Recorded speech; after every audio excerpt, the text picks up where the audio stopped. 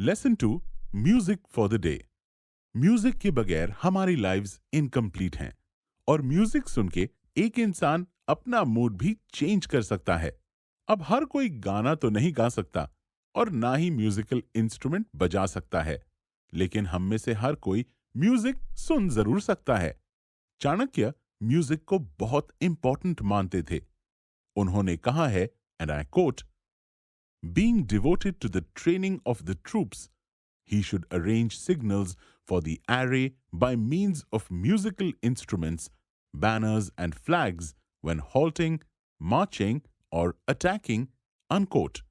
अब यहां चाणक्य सिंपली ये कह रहे हैं कि एक लीडर को अपनी आर्मी को ट्रेन करने के लिए म्यूजिकल इंस्ट्रूमेंट्स का यूज करना चाहिए।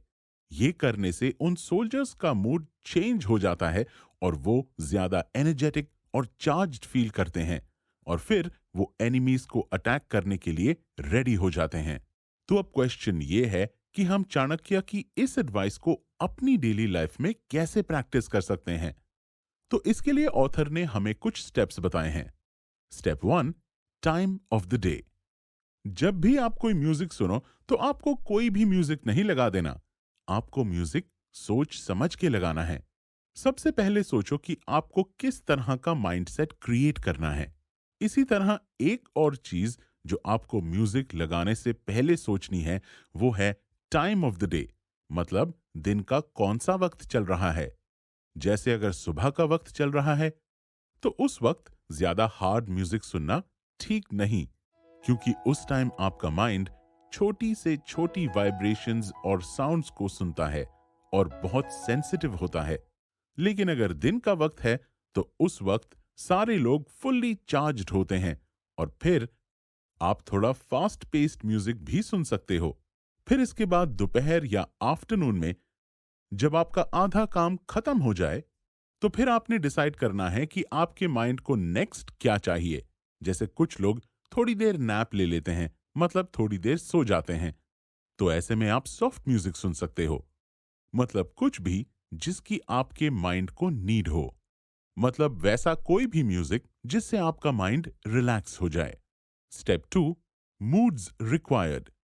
म्यूजिक का एक सबसे बड़ा फायदा यह है कि ये हमें हमारे मूड को चेंज करने में बहुत हेल्प करता है।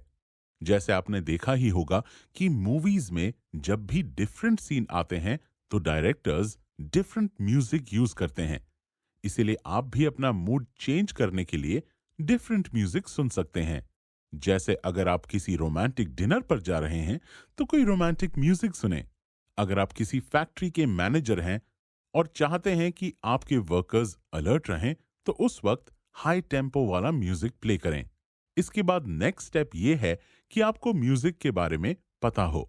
जैसे चाणक्य के पास कई सारे एक्सपर्ट्स थे जो उन्हें इस पे गाइड करते थे। तो हम कैसे इस चीज को प्रैक्टिस कर सकते हैं?